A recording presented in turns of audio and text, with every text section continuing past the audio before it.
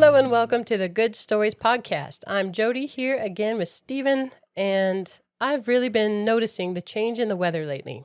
Right now, it is a mix of summer and fall, and I do love the shoulder seasons where the weather is kind of at odds with itself before it settles into fall for real. So today's story feels like the perfect fit for this changing season. It's called The Wind in the Willows.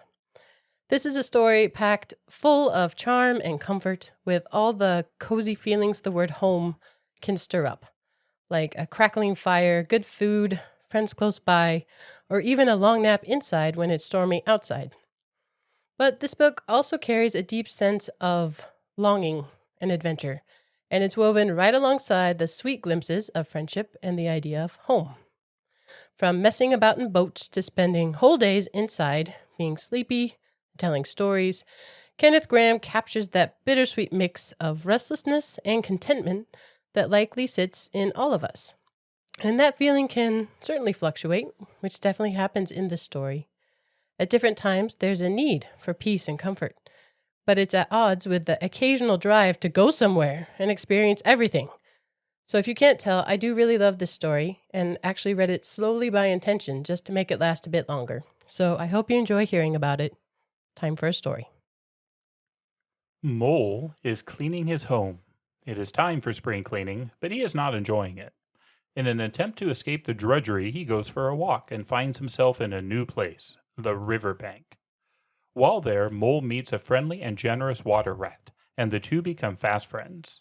Mole and Rat proceed to have many adventures together on the riverbank, in the river, in the wildwood, and beyond. They make additional friends including Otter, field mice, and hedgehogs, but most importantly, Mr. Badger and Mr. Toad. Mr. Toad, in particular, is a flamboyant character. He is exceedingly wealthy and is the proud owner of the fine house Toad Hall. Mole, Rat, and Badger all try to protect Toad from his own choices, but an obsession with motor cars lands him in deep trouble and eventually prison. To the delight of his own vanity, Toad is able to escape, and after many adventures, all his own fault, he finds his way back home, only to find Toad Hall has been occupied by the villainous weasels and stoats.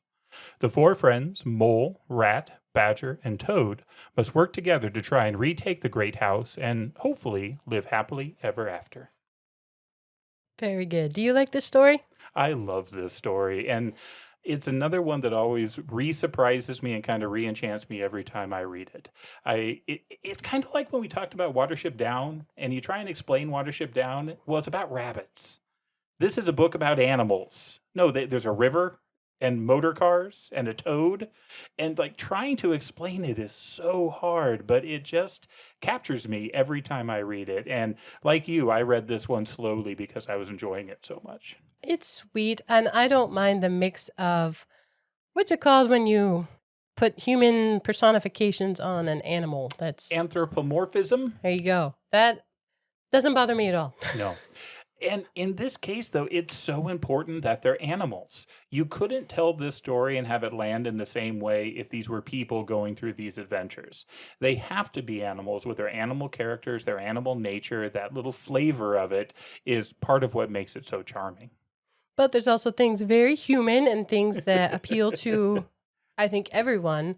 So did you read this in school? I know it's a common elementary school read. No, I didn't. Was this a school read for you? No, but my son read it at school. Really? And explaining Mr. Toad to a child is confusing because he is not admirable.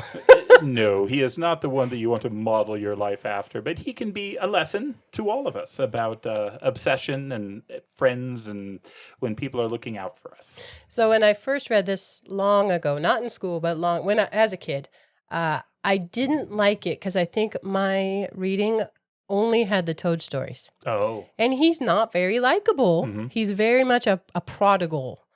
And yeah, it's not as charming when it's only about Toad. He would have loved that, but it's not so good. Good point. Yeah, I think this is one that really has to be taken in its entirety to be appreciated. Well, let me take that back. There are individual stories within it. Every chapter does feel very self-contained. Every chapter feels like its own story with kind of its own message and its own flavor. You talked about the changing of the seasons, and you get that as the book progresses between the different chapters.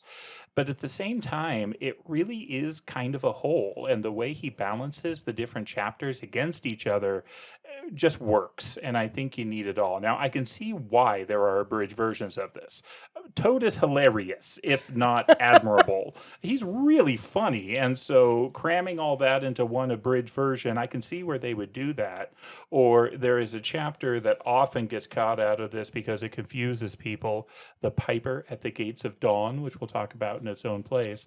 But I think the story is poorer for omitting it, and I think it's right to read this in its entirety. Yeah, going through this time as a grown up, I noticed more themes in each of those chapters. He really talks about big things, big Yeah. themes that as a kid I didn't notice at all, even when I read the whole thing. But now really a lot about growing up and that idea of longing, either for home and the comforts of home or longing for something else. Grass is greener. I mean, truly there's friendship, there's addiction. But told through story and in ways that only story can. It sneaks these big topics in to where you can enjoy it just as a story, but the more you think about it, the more you really can learn from this. And that's I think one of the secrets to great literature is the depth that this has. Longing, absolutely, that factors into this one. Just a great book in so many ways. Yeah, so the author, I didn't know much about him. I often say that, I feel like, at the beginning. Didn't know much about him before looking him up, but interesting guy. He was Scottish, born in 1859. His mother died when he was very young, unhealthy father, and very much a loner. I think he was raised by his grandmother, and I think the River Thames, not in London, I have it listed in Berkshire, that meant a lot to him. And the river is definitely a huge component of this story. But in the end, these were based on stories he told his son. His son was born broken, blind, and I think he had brain damage. He was premature. His name was Mouse from the beginning. And so these all I take as a doting, loving father telling his son some stories. I think so too. There's definitely some heartbreak in that because Mouse, whose birth name was Alistair, didn't live very long. He ended up dying as a young man. The circumstances behind that are questioned at this point, and so Kenneth Grahame had some sorrow in his life. He had some real hardship in his life, but boy, he turned it into some real beauty. And this book has been just beautiful. Has huge fans. I mean, so many of the authors I love this one. I mean, C.S. Lewis loved it. I'm sure. Now that I think about it, I can't quote Tolkien on it. I know I've read Lewis commenting on it. And then I was actually reading that Teddy Roosevelt actually sent him a letter. Did you see that? Yeah.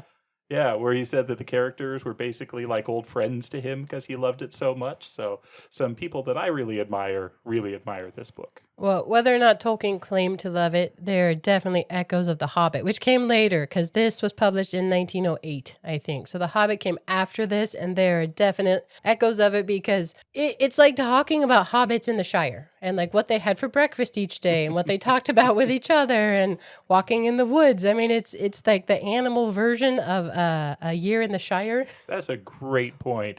And it has that fun transitional feel. Again, published in 1908. So this was a time where what a change the whole world was going through, and certainly England. I mean, it wasn't that long before that nothing was mechanized. And now all of a sudden you have motor cars on the road. So you still have horses and carriages, but you also have cars. And in just a few years, you're going to have, jet airplanes and incredible change and transition. And that speaks into this story quite a bit. I did read that it was originally rejected by publishers because it was, quote, too childish for adults and too adult for children. But it is both. And so I am delighted that it's still something that we have because I love it. But you did mention C.S. Lewis, so I should have mentioned it before. Yesterday, I did not know, the Pints with Jack guys pointed out, it was Sidecar Day, which was news to me. Tell us what Sidecar Day is, brother. Well, Sidecar is a day to enjoy a very tart adult beverage. If you're wondering what a sidecar is, yeah, it'll make you pucker a little bit. The reason, though, this is associated with C.S. Lewis has to do with the stories around his conversion to Christianity. There was a process on this, and many people have heard different points of the story. He shared some of these points, sometimes in letters, sometimes in his autobiography, Surprised by Joy. There's an old joke that Surprised by Joy, though, should have been named Suppressed by Jack, because he didn't write everything in that book, but near as I can tell from my research on this, there's a few points that I think are interesting. When he was an atheist, it was a progression to get him to be a Christian. And he talks about one episode on a bus where he's sitting on a bus and he realized that he had an opportunity to essentially let his guard down to something greater than him. He describes it as feeling like he was unbuckling armor and it just fell from him. And it was an important thing to him, an important moment, and it was definitely a part of this conversion story. You then had his real conversion to theism, to a belief in a God, not Christianity, but belief in a God. And I believe this is where that classic line comes in, where it says that he knelt in his rooms and was the most reluctant and unhappy convert in all of England, right? He wasn't excited about this. God got a hold of him, and he said he recognized that God was God and he was not. And this was the first part, and so this was his conversion to believing in theism. But he wasn't really a Christian. He couldn't wrap his brain around that. He couldn't make that step. And there's two key events that played into that. One is the famous walk with J.R.R. Tolkien and Hugo Dyson on Addison's Walk in Oxford, where they had dinner together, walked and talked late into the night, and this is where they expressed to C.S. Lewis the concept of Christianity being the true myth. How C.S. Lewis loved the idea of myth in all these other cultures, the dying and rising God, the corn gods, the gods that would sacrifice himself to himself. He loved that when he encountered it anywhere except for Christianity. And they kind of hammered home to him the concept that, yeah, that is a myth, and this is a true expression of it. And that was life-changing for him. He wrote his best friend Arthur Greaves a letter, I think the next day, explaining what happened on this walk. But the final shift where he accepted Christianity, and he talks about it as being fairly anticlimactic. His brother Warnie had a motorcycle, and attached to the motorcycle was a sidecar. And C.S. Lewis would ride around with his brother in the sidecar, and one day they went to the zoo. And he says that when he started that journey to the zoo, he did not believe that Jesus was the Son of God. And by the time he got out of the sidecar, he did. And that was really his final shift over fully into Christianity. So out of respect for that sidecar moment, we enjoy a sidecar beverage. And now I know that was what? The September 28th. A sidecar, though, I mean, those are very rare now. I'd never see a sidecar. Didn't Mrs. Wiggle have one? I think she with like did. a pig that would ride in the sidecar? I'm sure, because she was awesome. Yeah, that seems right. That's a good story, too. We'll get there. Thank you for telling the story of C.S. Lewis. He is really my great literary hero. I love Tolkien deeply. Lord of the Rings, I think, is my favorite book. But my favorite author is certainly C.S. Lewis. He is just fantastic. Well, that's good, but we're not talking about him today. Hey, let's move on. Okay. Wind in the Willows, which I also love. That does take me into the beginning of the Wind in the Willows. Starts with Mole, one of our main characters. He's a mole, and his name is Mole. Just accept it. He's delightful. Don't push back too hard on the idea that they talk. They're great. They're both human and animal in their doings. But he is spring cleaning, and he has this threshold moment. It might be called even a sidecar moment, where he is done with spring cleaning. He feels the burden of it, and he feels the draw of spring outside. And it says that spring is giving his home this dark thing. He lives underground, the spirit of divine discontent and longing. Mm-hmm. Great beginning. Yes. He is very much an animal of order, of tilled fields and kind of civilization, establishment. And so when he leaves on this threshold moment and goes somewhere, he goes someplace that's a bit wilder. He goes to the riverbank. Turns out he's never been there before. This was his first discovery of the riverbank, and he loves it. It's beautiful and wild and the flowing water. And then he meets a friend, and this is where we meet the water rat. Water rat's kind of an interesting term. It's like a rat on the water. I think this is what is commonly called a vole, Vole, but he's referred to as a water rat throughout all this. So rat or ratty is the first friend that our good character Mole meets. Are you sure? I always read it as like a muskrat because they actually go in the water. He lives on the riverside and like his home is flooded half the year. I am sure of nothing. A vole is like, no, I think it's more like a muskrat. Okay. He is a creature of the river. I'm convinced. And he loves the river. He's loyal to the river.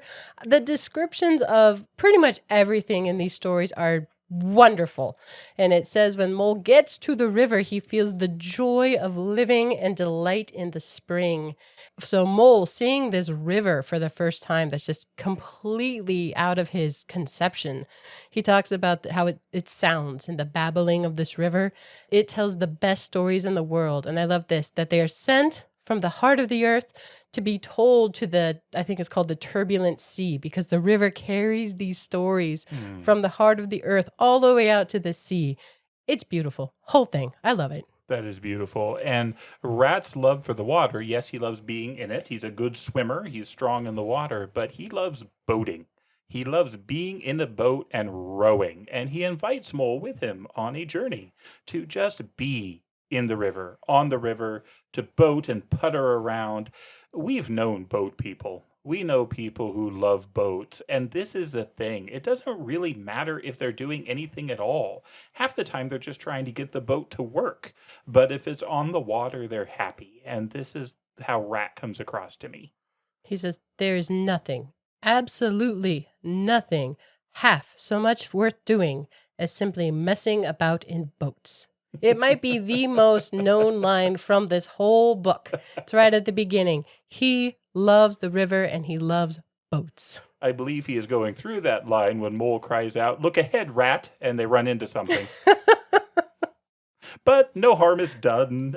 It's so gentle and so warm, and so it's two friends, one discovering, the other getting to share something he deeply loves. And they do that, and they're hanging out on the boat, but there's also a picnic. And this is the flavor and the tone of this first chapter, these very just good, earthy things. I don't know, even describing them, how could you make a story out of that? Isn't that boring, just describing these where there's no real tension, there's no argument, there's no fighting?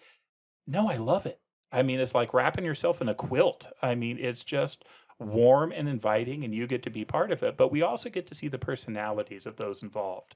We've already seen sort of the flighty nature of Rat. I mean, he gets so wrapped up in boating that he doesn't even realize he's about to collide with something.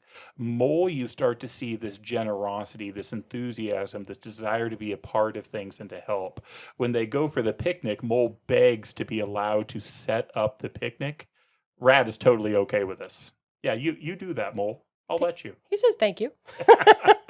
Yeah, I think the tension and really the story itself is those characters as they develop. Because Mole here is entirely an innocent. These are all new things to him. And Rat is explaining the big world to Mole. And he talks about the wild wood and the things of the wild wood. And that's different than where they are along the riverbank. And then the wide world. You know, I was just listening to Farmer Giles of Ham. There is reference to the wide world in Farmer Giles of Ham. And this idea, and Mole, I think he asked, well, what is that? And Rat's like, don't think about it. We're never going there. It doesn't relate to us in any way. Yeah. Forget it. That's not for important. us. But the wild wood is close enough because that is where the badger lives. Oh, yeah. The badger is a curmudgeonly character in this first chapter. He pops up. He shows up through the bushes and kind of grumbles and then walks away. He's like, oh, company. And he goes away. But apparently he's quite the personage amongst the animals. Everyone knows him. Rat loves him. this is the way this chapter introduces a number of these characters. Badger is going to be important later, but there's others that are going to be important. Not as important as Badger. But like Otter shows up. I mean, these different animals just swing through and they're just enjoying their time on the riverbank. Throughout this book, we meet other types of animals who aren't really relevant to the plot, but he gives them kind of a personality in general. So Mole's on his way to the river and he runs through a group of rabbits. So I'm going to call these out because I think they're wonderful.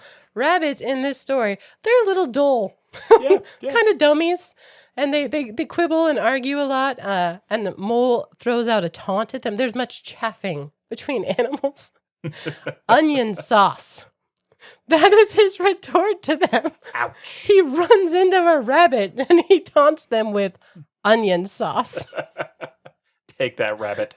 Apparently it was a good one. The other thing that I notice in this first chapter that helps you kind of get the setting that you're in is the description of the picnic. When Mole goes to set it up, he asks Rat, what's inside this picnic basket?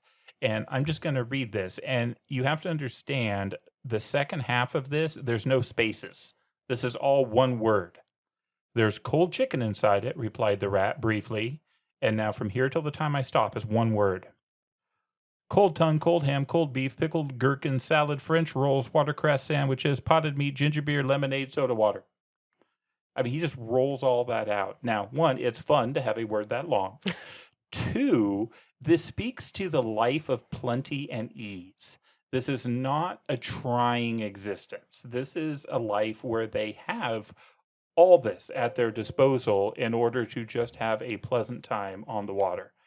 The other thing this speaks to is they're eating things like chicken, right? They're eating things like ham and cold tongue. It's a little bit like when you realize with Disney that Mickey Mouse has a pet dog and that, a talking mouse is one thing, but Pluto is very much a pet who doesn't talk. There's a little bit of that in here too, right? There's difference between sort of the civilized beasts, but they're still okay eating ham and chicken. It's not cannibalism. It's a different order of things. It's almost like Narnia, the difference between the talking beasts and the non-talking beasts. And I don't know, it just struck me. They do use forks and they have a mustard pot. Yes. So they're not savages. Fair level of civility in this picnic. I don't know that I've ever had a picnic with a mustard pot.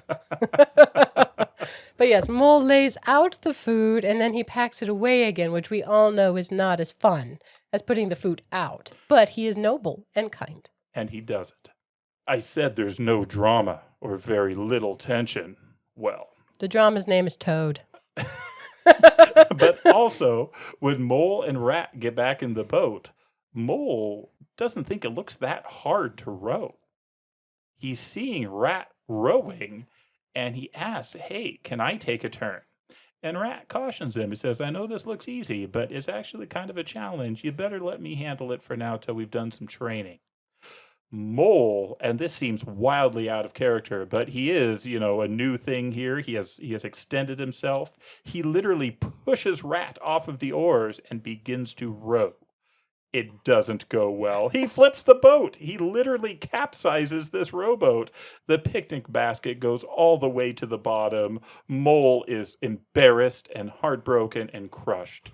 But again, here is where we see the generosity of Rat, the nobleness and great spiritedness of Rat. He pulls Mole out of the water. He flips the boat back over without a problem. He dives to the bottom to regather the picnic basket, and he doesn't make Mole feel bad about it. Mole apologizes profusely, but they are good as friends, even despite this harsh thing that Mole has done. Well, Mole's not very good at being wet either. So he's like this soggy mess because he can't dry off like the Rat can. So he learned a lesson there. This is how we learn. But they do talk a little bit more about Badger. And the Rat says, nobody interferes with him. And there's mention of the wild wood. And I like this. There's animal etiquette, not so much with the forks and spoons, although there's that too. Mm-hmm. But this idea that if there's possible trouble ahead, you don't talk about it. If someone or even mention it. You don't mention when animals are sleepy in winter. That would be rude. You don't mention the fact that they die sometimes. That's not even spoken in this. That would be against etiquette. So I love that internally the animals have this sense of their own order amongst each other. It's really sweet. The chapter wraps up as Rat invites Mole back to his home, his cozy home, and they are now fast friends, and they're going to spend some time together. They're going to have some adventures on the riverbank. And it's a great opening chapter. It establishes the universe that we're in. It gives that sense of where they're at, but also where they could be. It starts to show the two main characters, Mole and Rat, and their personalities. It gives you glimpses of Badger and Otter and Toad. Toad is punting around like a madman on the water. He is apparently obsessed at this point in time with rowing. And so it's just wonderful. And you feel good reading. I did notice, because I was looking for it on this read, The Wind in the Willows is the name of the book. Willows are referenced, I think never. A willow is referenced maybe once or twice. And the wind even is not mentioned often, but it is mentioned here at the end of this first chapter. And it talks about how there's the wind in the reeds along the river, and this idea of the stories that the river is telling, that he Mole wants to hear them. He wants to learn them. He wants to be a part of this. So he doesn't go back home. He stays on the river. And that's how we progress through this book is Mole gets to meet all these characters. So in the next chapter, they go meet Toad. And they go visit Toad Hall. It's quite the place, I guess. Chapter 2, The Open Road. Such foreshadowing for what's coming ahead. It doesn't start, though, with a journey to Toad Hall. It starts with Rat and his poetry. It turns out that Rat is a bit of a poet and likes to think about words, likes to think about his poetry. Mole is bored but polite. He's willing to put up with it. He's willing to listen to some of it, but he's not a huge fan. And Mole very much wants to go meet Toad at Toad Hall. Ooh, we get to learn about ducks, though. So like the rabbits were dummies, the ducks, they keep ducking their head in the water, and Rat likes to swim underneath and tickle their necks, and they are annoyed. Would you please mind your own business? They get a little ruffled. I like the caricature of each of the types of animals, even though they're not even part of the story. They're just dunking their head in the water. That is what prompts Rat's first song poem here, the Duck's Ditty. And Mole's response to it is, I don't know that I think so very much of that little song, Rat. He's honest. It's good to have somebody that can be honest to you. So after listening to the poem, they get on the boat, because everything Water Rat does is on the water, and they start making their way to Toad Hall. And this is a manor in the great tradition of English manors and homes. This is a beautiful home. Rat even confesses it's very much the nicest house around, but they make sure to not tell Toad that, because it'll go to his head, but everyone agrees. And Toad is, what can you say about Toad? We meet him here in person for the first time. They come up to the manor, and Toad is busy. He is no longer rowing. He has decided that was a childish thing, and we learn that he very quickly moves through these passions. He dumps a ton of money and energy into it. It obsesses his life for a brief period of time, and then he moves on to something else. And so he was all about rowing. Now he is all about the gypsy caravan, painted a bright canary yellow. Quote is, whatever he takes up, he gets tired of it. Very much a grass is greener kind of guy, but he can afford it. Apparently Toad is massively wealthy. It's in the family. That's why he has the fancy house. But he, I guess, is a great friend. Rat says he's always happy to see you, and he's always sad to see you go. So I guess there's positives to being a friend with Toad. But the guy's kind of a mess. He's packing this canary yellow caravan, and Rat is unimpressed. He's like, what happened to the boats? Yeah, right. He's seen this pattern before. Toad will get something he gets excited about and waste a ton of money, and then he'll move on. That's dead to me, this new thing. And he's like, oh, now I know what it is to live, and it's all about gypsy caravans. And he invites Mole and Rat to come with him. Doesn't just invite them, it's the expectation that, oh, good, you're here. It's time to go. I mean, he just instantly sweeps them into this. He and Rat obviously have a long-standing relationship, but he's never met Mole before, at least not that I can tell. They're not friends. But he is now because he showed up. And Mole is such a joiner. He is so excited about everything that he thinks this caravan is beautiful. All the stuff in it makes him happy. This is an adventure. There's a gray mare to pull the caravan with them. Mole is ready to go. Rat, not so much. He loves the river. He loves the water. He doesn't want to do this. And so he's planning to get out of there, but he sees how excited Mole is. And so, for the sake of their friendship and for Mole, Rat condescends to join them on this adventure. And he consoles himself with a bit with the fact that it's probably not going to be very long because Toad's going to get bored of this real soon. Well, and something always goes wrong.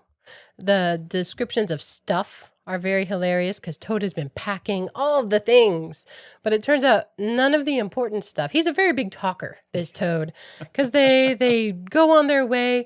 I like how Mole walks by the head of the horse, and apparently this horse can talk. The animals are using a larger animal to tow this caravan, and the mare feels a little ill-used that she has to work, and they get to walk, and Mole is sympathetic. Mm-hmm. Because he is. He's kind like that. But yeah, they get somewhere, they park for the night, and turns out Toad sleeps in the morning, doesn't do any of the chores, and he didn't pack anything right. He brought all this stuff. It's like car camping. You bring all this stuff, and you don't have the things you want. So Mole and Rat, before Toad gets up, do all the hard work. They go get the water. They go buy the stuff he forgot. They have breakfast ready, and Toad wakes up and is just delighted because life is perfect for Toad. What a wonderful thing this is, and it's not even hard. And Mole and Rat decide we're going to make him do his share of the work, or at least try. So the next morning, they pull him out of bed to try and get him out and to try and do something. He's hard to get going in the morning. But then they see a cloud of dust coming toward them in the distance. No problem. You said this is a time, an era of change. Turns out there are motor cars. A motor car races by them. The horse freaks out. This is not something they're used to. The van ends up in the ditch. It's just ruined. The whole thing is trashed. But Toad sits on the ground. It says with a placid, satisfied expression. He has somewhat of a trance going on, and he says, "I've done with carts forever." He's so happy. Yeah. The others are complaining about this very dangerous event that just happened and the destruction of property with the caravan. But Toad responds, "Glorious, stirring sight," murmured Toad, never offering to move. "The poetry of motion, the real way to travel, the only way to travel. Here today, in next week tomorrow, villages skipped, towns and cities jumped, always somebody else's horizon. Oh, bliss. Oh, poop, poop. Oh, my. Oh, my." And yes, the way he does car sounds is poop, poop. And I'm still enough of a child to giggle every time. I think that's why they read it in school, to make the kids giggle, because the cars say poop, poop. It's so great.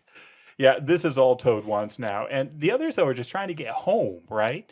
So they've got the mare, but this caravan won't go anywhere. And so they're working on logistics to try and make this all happen. And eventually they are able to make it back home, but Toad isn't much of a help with any of it. None of it. And when they get back a couple days later, Rat walks in, says, "Mole, did you hear the news? Toad has ordered a motor car." A large and very expensive motor car. This is going to be the beginning of trouble for Toad. But as I said earlier, I think Kenneth Grahame does a great job of balancing these chapters. I would have a hard time with too much Toad at once. But we move on from Toad into the next chapter, which is titled The Wildwood. Well, here again, Mole wants to meet people, animals, the other friends of Rat and people of the river. And there is a beautiful description at the beginning of this chapter of the seasons as a play, like it's a theater, and all of the plants and even the animals playing their parts on cue. And that's how you know when June has arrived, when spring comes, when fall is dawning. Well, here, winter is coming on, and the pace for them is slowing down. But Mole wants to meet Badger. He is a personage of importance in the neighborhood. And Rat keeps stalling. He doesn't know why. Rat tells Mole, you got to wait for him. You don't go looking for him. He comes to you if he's going to come. But Mole has some of that pull towards the adventure in him. I mean, he left his home. He's got that in there. Mm-hmm. And one day while Rat is sleeping. And Rat sleeps a lot. This is winter. The animals are very sleepy. You're not supposed to mention it. That's rude. My apologies, Rat. My apologies. Mole takes off into the wild wood to look for Badger. He knows that's where Badger lives, and he goes off in there alone. Much like with the river, where he jumped on the oars and thought he could handle it and flipped the boat immediately. Turns out there's some things he was supposed to know about the wild wood before going in by himself. It's doable, but you got to know some stuff he does not know. Yeah, and he is scared. I mean, for a little while it's okay, but then he starts seeing faces. He starts hearing sounds. It gets dark. It gets cold. And he is scared and terrified. In the meantime, Rat wakes up, looks around, and says, "Where's Mole?" Well, his hat is gone. His galoshes are gone. They're new galoshes, so he can see the imprints well. And he sees that, oh no, Mole has gone into the wildwood on his own, and he just doesn't know all that stuff that Rat knows. I love this passage though, because the Rat shows his mettle right here. It says, "The Rat looked very grave and stood in deep thought for a minute or two. Then he re-entered the house, strapped a belt around his waist, shoved a brace of pistols into it, took up a stout cudgel that stood in a corner of the hall, and set off for the wildwood at a smart pace." I just love the mental picture of this Rat shoving guns into a belt and going off as if to war. He is on his way. He's equipped to help his friend. And he is very loyal. Both of them are very loyal, actually. But as Mole's walking, before he totally freaks out, this is the first time he's ever seen the wildwood, let alone in the winter. And again, the descriptions are beautiful because it talks about how he can see inside things that usually would have leaves and coverings. Those are all gone because we're heading into winter, and he can see the bare bones of the wild wood. And it's just this stark look at things that he wouldn't have seen otherwise. He sees things when they're leafy and full, and along the river too. But yeah, the faces, and we did learn earlier that the stoats and the weasels also live in the wildwood. They're the bad guys. Clearly. But Mole finds, I think, a hollow tree and kind of hunkers down, and that is where Rat finds him. And Rat does find him. And as we said earlier, this is a little bit children's story, a little bit adult story. You don't have to hover in fear for too long. He doesn't drag you too deep into being scared for Mole. Rat finds him pretty quick, but Mole is exhausted.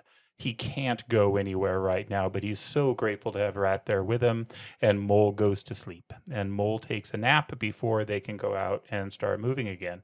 That sounds kind of childish in the way you said it, but I think it's very animal, where when they sense fear, when they have that terror, they shut down, right? In Watership Down, they go thorn, right? The bunnies go thorn. Mole is used up. He had fear and terror, the terror of the wild wood. So it's not that, oh, he's sleepy. Like, he cannot move. And Rat waits for him because he doesn't have that fear. And I think that's another thing that the animal etiquette, you don't mention that. Like, it's understood that there are times when your body will shut down on you. Well, and I think he's also physically exhausted too. I mean, he's been marching through the woods not knowing where he's going and is physically exhausted as well. And yeah, Rat's a trooper. He understands, and he lets him rest because he needs it. But when this all ends, they start to try and find their way home, but it has started to snow. And as much as Rat knows the wildwood, it's different when there's snow on the ground. And these relatively small creatures are having trouble with the snow. They're having trouble knowing where they're going. And they journey and journey and journey. And now Rat is getting scared. I mean, he understands the danger. And May I have a quote? It says, "Everything in the snow, everything looked so blank and deserted, and it was so very still." And here's where Mole cuts his foot. On a door scraper, which Rat figures out almost immediately. Mole just thinks he's hurt and doesn't really care what hurt him, but it's a cut. It's a laceration. And Rat takes care of it, but he says, what would do something that sharp and that clean? And then they find it. It's a door scraper, which I'm pretty sure is a shovel. I was trying to figure out what a door scraper was that had a blade. So it's either a shovel or it's like one of those ice scrapers. I was thinking like an ice scraper, like on a windshield, but like if you have to clear off your doorstep. I mean, I don't have one. At our house, we've got a bit of an ice patch that occurs in front, and so we bought it looks like a hoe, but straight. This is straight to just break up ice. I think it's more like that. Okay. But it's buried in the snow. But that's an awfully personable thing to have in the middle of the woods. So Rat is excited. He's like, dig! They find a doormat. Mole can't understand why somebody left a doormat in the middle of the woods. This is ridiculous. Why would anybody do that? Well, Rat is figuring this out, and they continue to dig and clear some snow, and this is where they see the sign that says Mr. Badger. They have found the home of Mr. Badger, and the good thing, too, because it's a dangerous place for them to be, and they knock on the door. And Badger is annoyed until he sees them, and then he welcomes them kindly. It says he walks up. It sounds like somebody walking with slippers that just don't fit at all. Turns out that's right. But this is winter, and he was sleeping, but he is a good host. And so there's a lot about this idea of hospitality when friends come to your door. And here Mole gets to meet Badger, but they are cold, and they've been outside, and they are exhausted. And he toasts them up. I like how he drives them off and toasts them up, and then he feeds them. And his place is underground, and it is shabby, but huge. Huge. Yeah. And the description of it is so warm and cozy. Yeah, I like this quote. It says, it seemed a place where heroes could fitly feast after victory, where weary harvesters could line up in scores, or where 2 or 3 friends of simple tastes could sit about as they pleased and eat and smoke and talk in comfort and contentment. I love it when we mark the same passages. It just sums it up so well. It just paints the picture of what this place is. And Mr. Badger is great. They have some conversations, though, about some of the other animals that are around, particularly Mr. Toad. Mr. Toad is becoming a nuisance with the motor cars. Turns out that first one he bought, it ain't the only one. He's up to 7. They're shattered and broken because he is just a menace on the roads. He's a terrible driver. He goes too fast. He crashes all the time, but he loves it and keeps buying motor cars. It says he's been in the hospital 3 times. So he's not just a danger to others, but himself. Like, it's truly a problem. And Badger does offer them, comfort, and they settle in. He also wants their story. So this is part of their storytelling is getting all the news. But Badger's like, well, it is a problem, but I can't do anything about it now. And they know what that means. It's winter. He's sleeping. This is his sleeping time, but you don't talk about it, but they get it. It's very cute. I love how they do it. And Mole really likes it there because it's underground. Yeah. So he's been living with the water rat on the riverbank, and he loves it there too, but he is naturally an underground animal, just like Badger. It makes Rat really sleepy. These are different types of natures. And so Badger and Mole really kind of get along. Oh, they hit it off. Badger is flattered that Mole is so excited about this place, and so he shows him around. And he talks about how great this is underground because, if it's too big, you fill in a tunnel. If it's too small, you dig a tunnel. It's that easy. But then he goes into this fairly long description about the home itself, because Mole is saying, it's amazing that you've done this. What an incredible amount of work. And Badger responds, well, yeah, it would be amazing if I had done this, but I didn't. I've worked on it, but I inherited this from my family. And he talks about this epic of history and story about how this was all actually originally human. Humans had built towers and roads and buildings and houses, but then time came. And these things crumbled and they fell down and they were covered over and more humans came and more humans left. And what he's in is actually a lot of the ruins of old human civilization.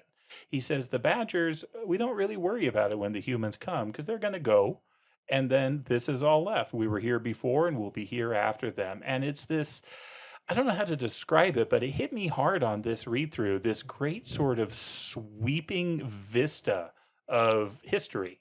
And the impermanence of things, but also how nature and animals, these things that we think of as having very short lives and very transitory, Well, here's Mr. Badger still living in this place where the humans have come and gone. This is what Kenneth Grahame does. He throws these bigger world poignant things in. And I don't know, did that one strike you at all on your read Totally. through? Yeah.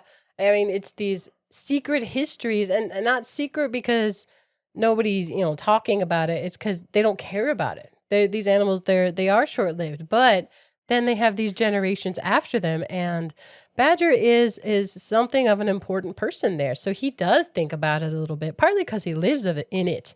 But he uses the phrase "of old," made of old, which is totally a Tolkien phrase. But this was before Tolkien. And I love that. So made of old, and this idea of this long, wonderful history. But then they're also very animal because they talk about how safe it is underground for them. Nothing can get at you, even the weather. If there's fire up in the woods, I'm safe down here. They have both parts where there's this epic scale thing, but also they just understand where they live and how they live right now. It's beautiful. I agree. And Badger is beautiful in his own right. He's a great character. You understand why everybody kind of knows Badger and why everybody kind of likes Badger. Because in the morning, Mole and Rat find that there's just these hedgehogs at breakfast. They just showed up, these children hedgehogs. Apparently, they had got lost on their way to school. Their mother made them go to school despite the snow, but they knew that Badger would help them, and so they're just eating breakfast.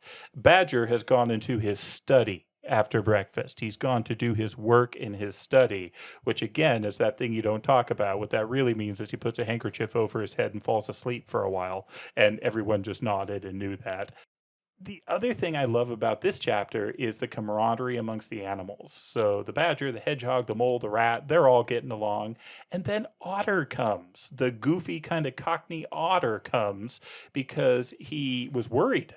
Rat was gone, mole was gone. Are they okay in the wildwood? And he came hunting for them. He had to thump a few rabbits to get some information. Otter doesn't think much of the rabbits, but he found them, and Otter is going to help guide them home through the snow too, because Otter ain't scared of anything. It's true, but Mole is a little bit, and so's Rat. I mean, it's snowy out, and they're tired still. But Badger says, nope, it's okay. This is a big place. You can take a shortcut. They go underground through these old tunnels to this place that's much closer to their home. They pop out on the edge of the wildwood, and they're near home already, and they're safe, and Badger's awesome.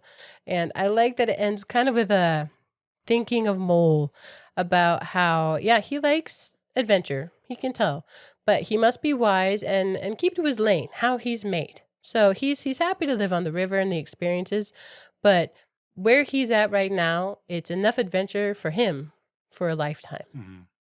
Contentment.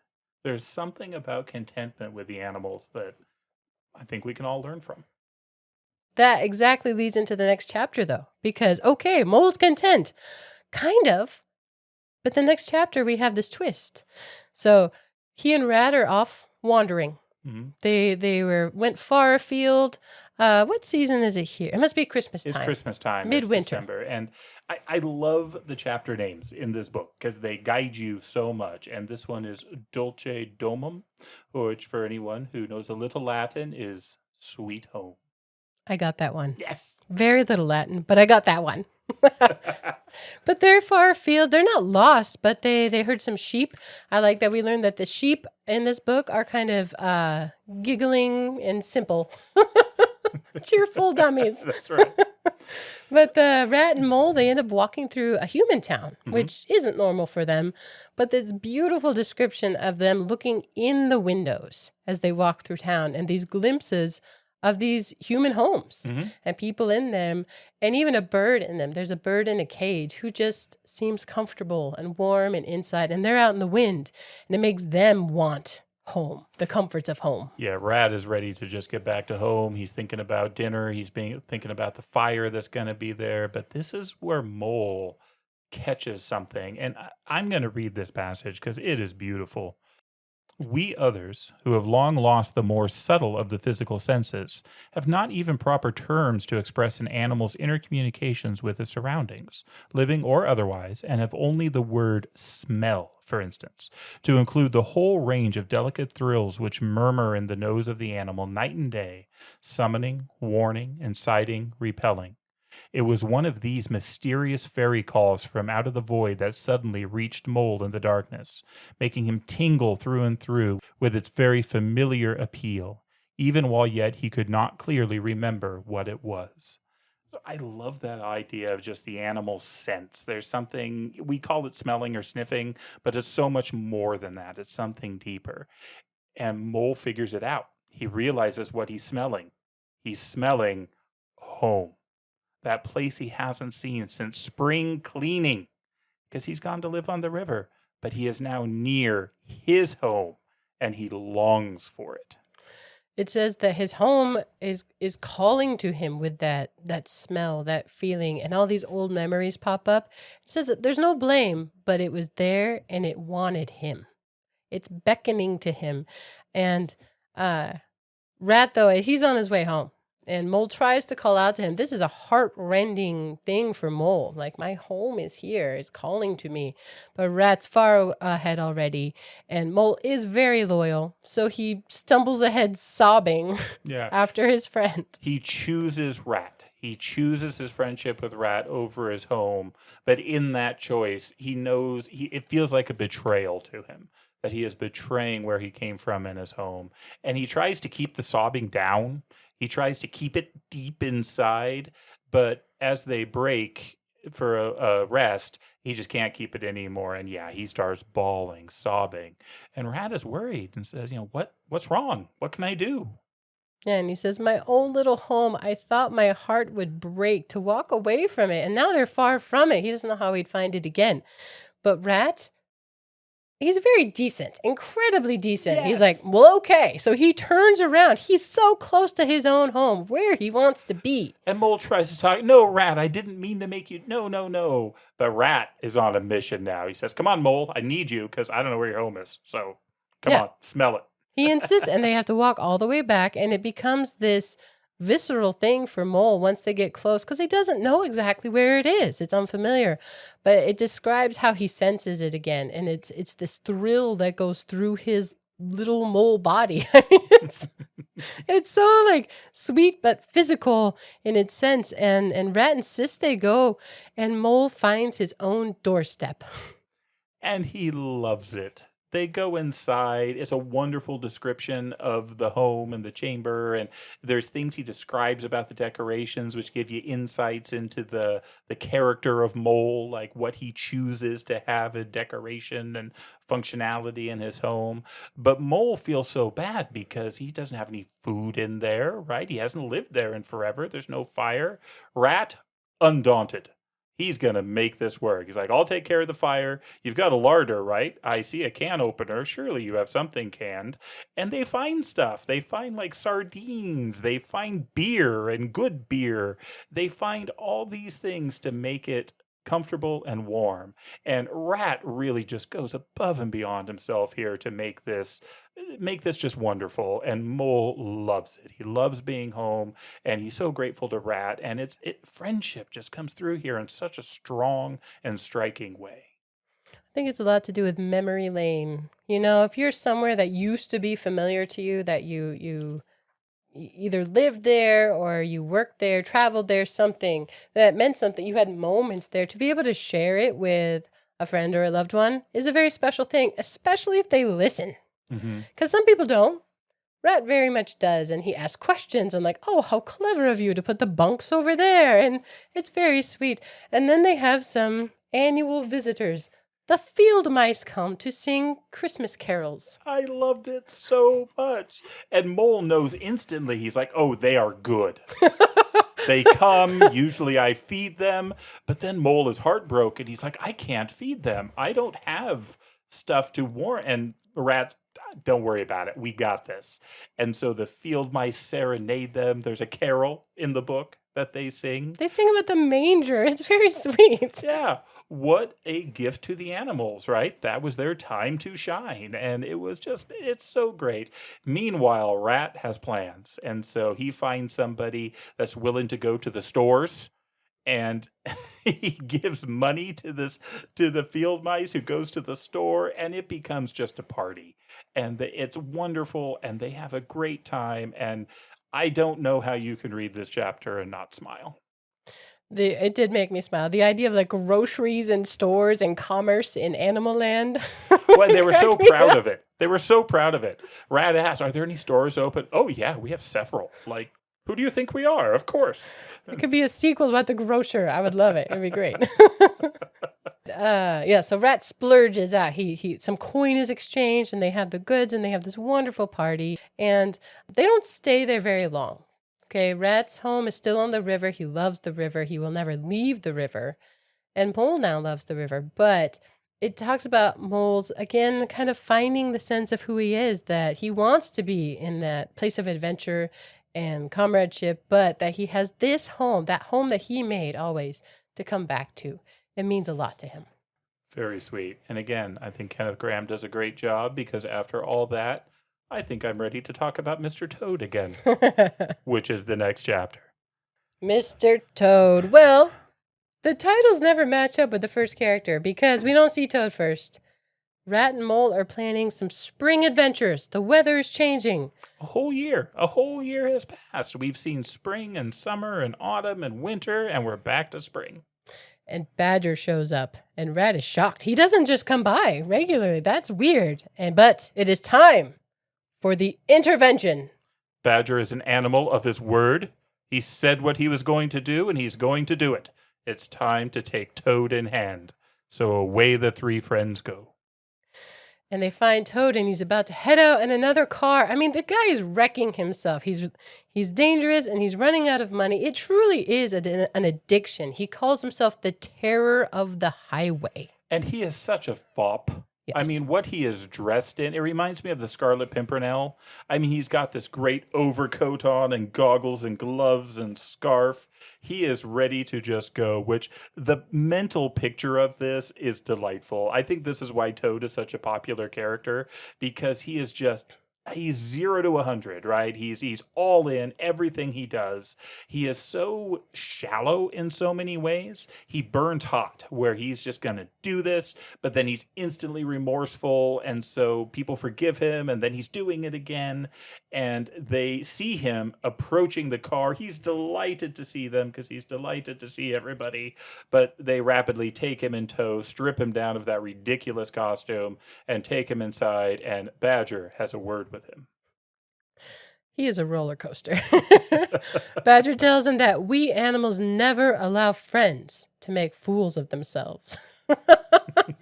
And they have this talk. It is an intervention. This has to change. You're a danger to yourself and others.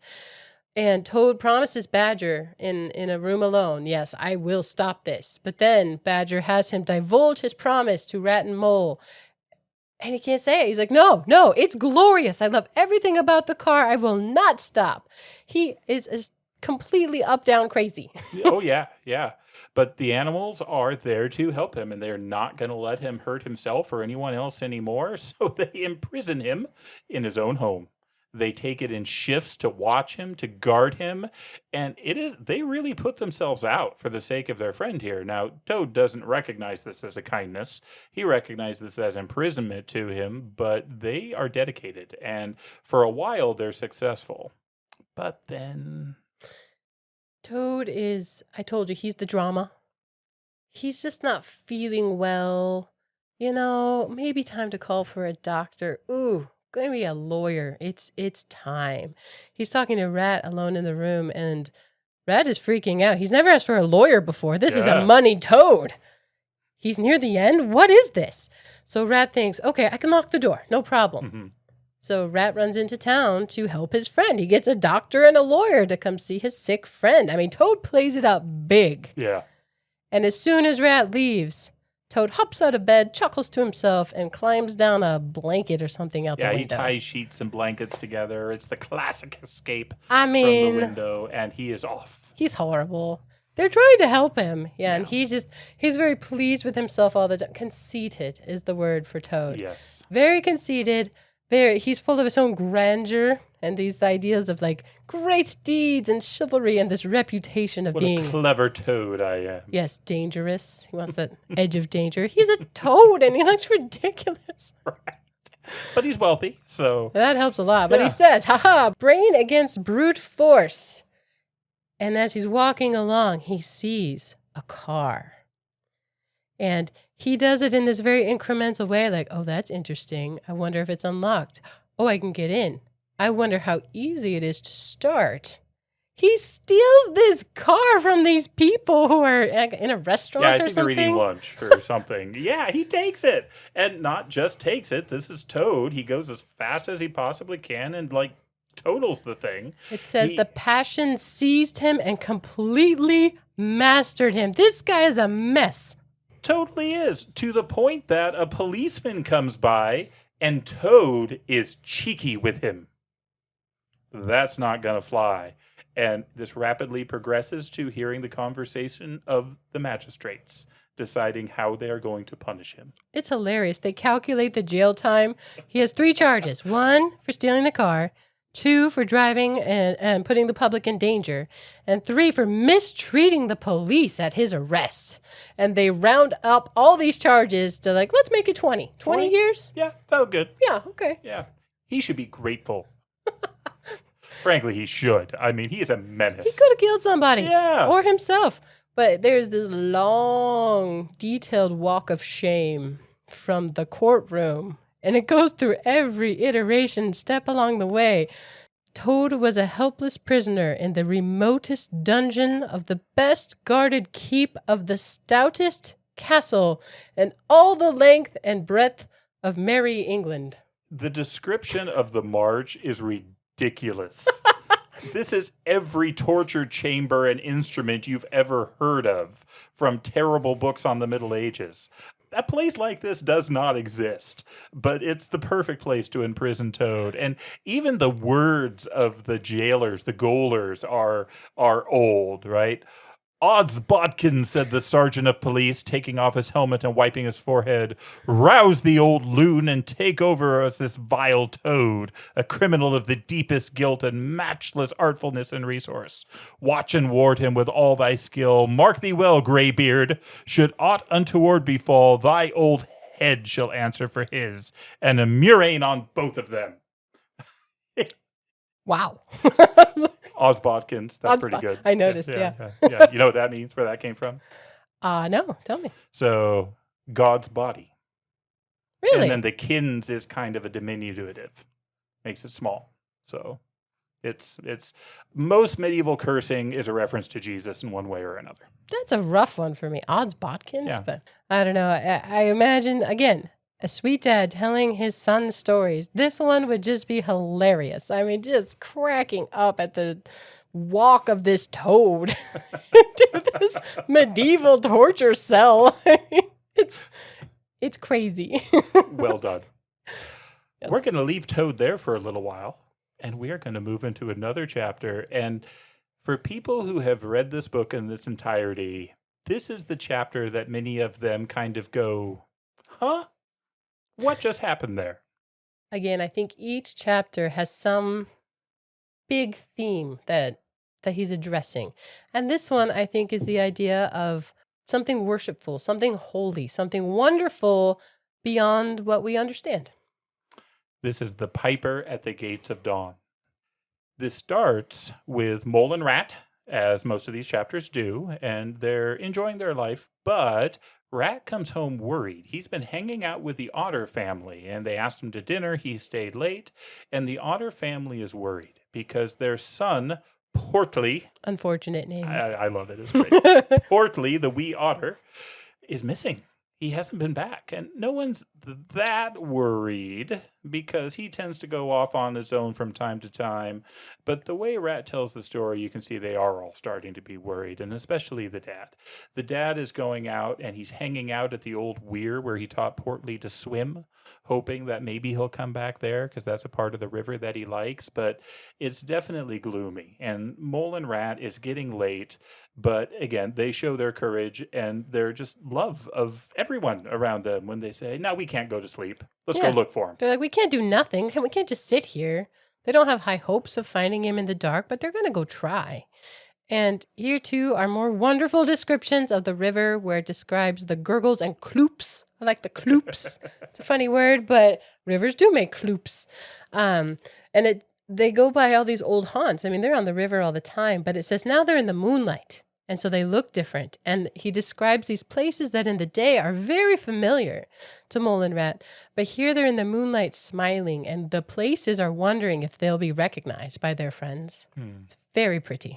The moon passages here are wonderful. We've talked about doing a show just about references to the moon and moon stories. That was all I was thinking about as I was reading through this of, oh, that would go. The descriptions they're beautiful, like you said. Mm-hmm. And it's Rat who first hears music, piping. And not just, hey, what's that music? But it draws him. He hears something in the distance, like almost a trance-like state. And Mole does not hear it. But Rat says, go that way. Mm-hmm. And then eventually Mole can hear it too. And this just beautiful piping and that just speaks to their hearts. And they are drawn to it. The moon is now going down. Dawn is coming. This is the music at dawn. Earlier, you had talked about the wind through the reeds.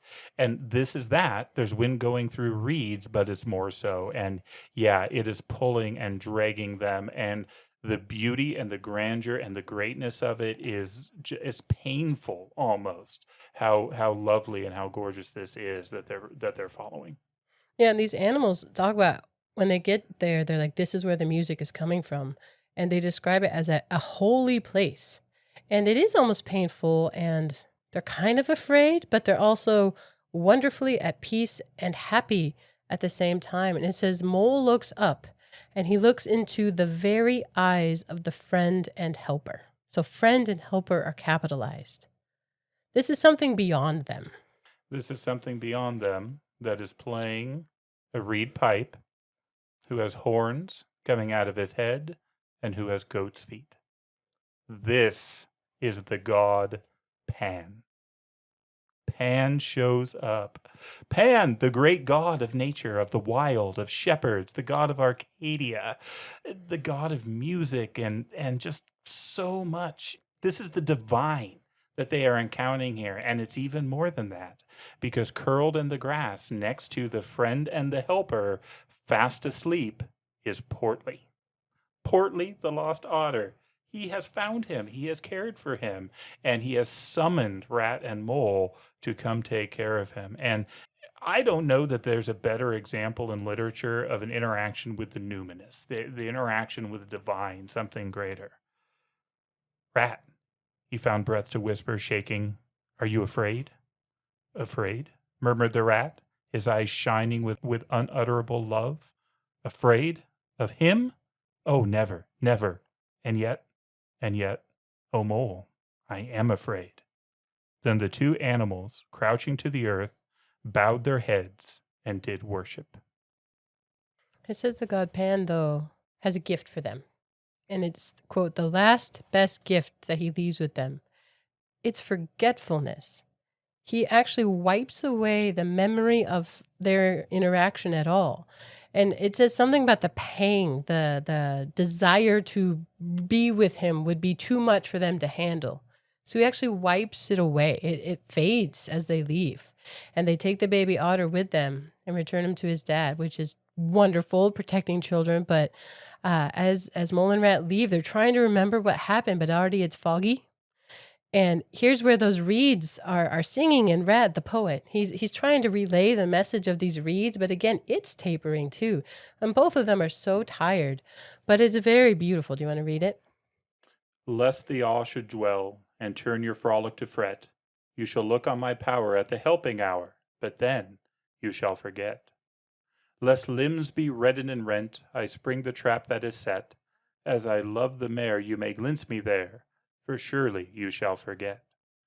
Helper and healer I cheer, small waifs in the woodland wet.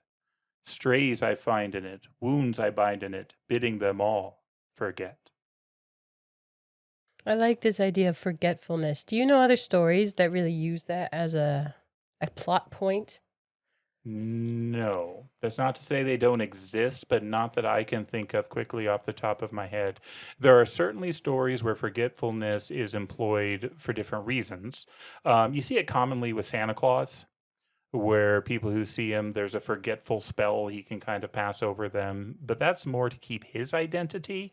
This is where it is a gift that the divine, that which is beyond, is just too sweet, too beautiful, too good.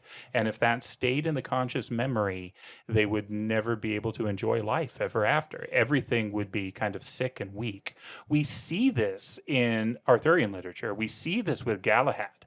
When Galahad takes communion from the Grail, he can't return to the mortal world. There's nothing there for them anymore. He has interacted and encountered the divine, and as such, the only thing is for him to die and pass on. And so Galahad dies. Here, though, the animals don't die. They are granted this gift of forgetfulness. And I think, all right, I won't go too wild on this, but there's so much we could talk about this, because there's so much fascinating about the character of Pan himself, about the different stories of his background. And then Pan played this really interesting role over the progression of Christianity. There was actually this pagan guy who spoke, "Pan the god is dead," and that got taken all sorts of different ways by both the pagans and the Christians. And again, we could go and go, but I won't go down all that. What I do want to touch on, though, is just that concept. One, the gift of forgetfulness, and the fact that humans can only experience the divine up to a point as we are.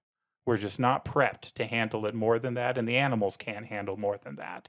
And we've talked about that a little, but the other thing is the forgetfulness is from their conscious minds. But that's not what draws Rat. What draws Rat is this unconscious thing where he hears the song to begin with. It's in the reeds, it's in the water.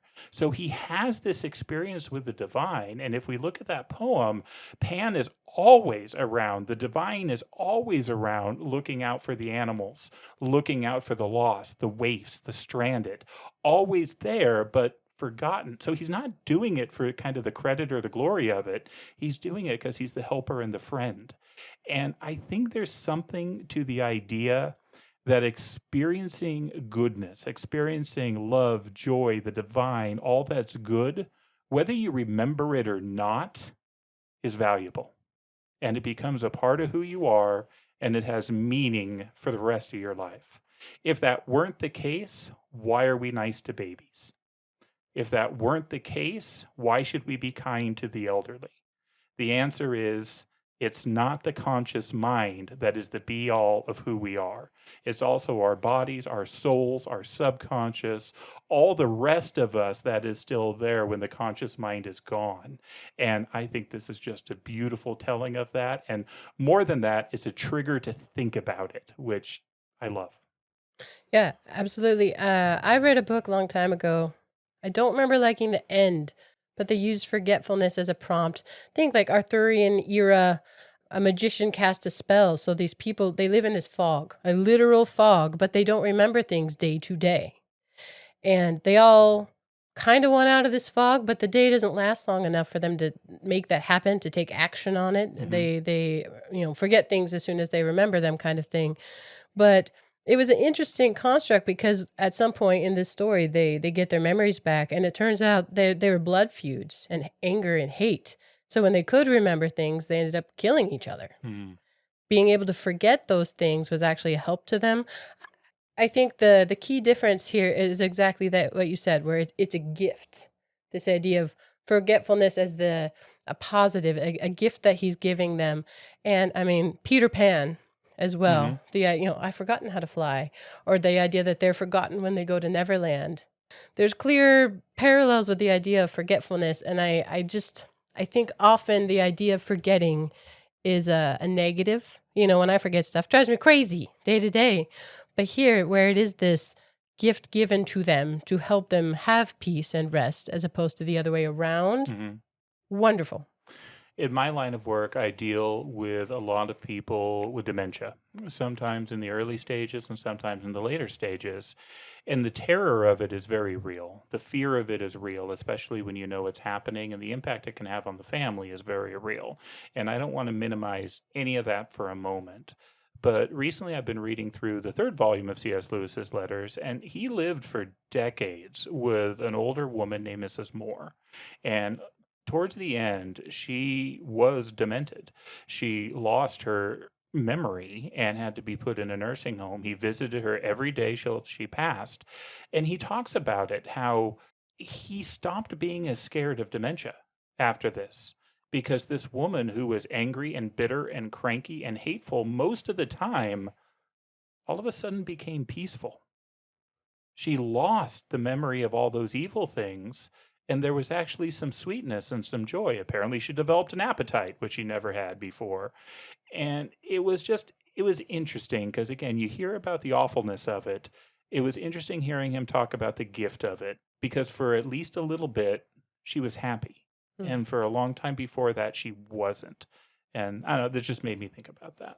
I do think this chapter is taken out of some publications, especially for little kids, not because it's bad. It's not negative at all, but it has a much higher, holier feeling than all the other ones do. Yeah. Although I did look and see the cover to the first edition of Wind in the Willows, and Pan is on the cover. Oh, cool. So clearly this meant something to Kenneth Grahame. Well, the next chapter jumps back to Toad.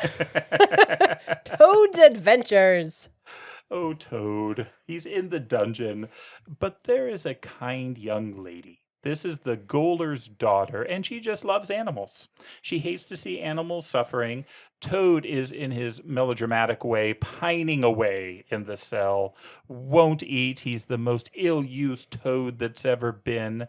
But this woman takes pity on him, and this woman comes in and flatters him a little and butters him up a little and gets him to eat. She brings in a plate of something called Bubble and Squeak. Had you ever heard of that? I hadn't. Isn't it cabbage? It's cabbage and potato. Yeah. Yeah, it's a thing. So I looked that up. But Toad starts to think of himself in a much more kind light, because Toad never thinks ill of himself for long.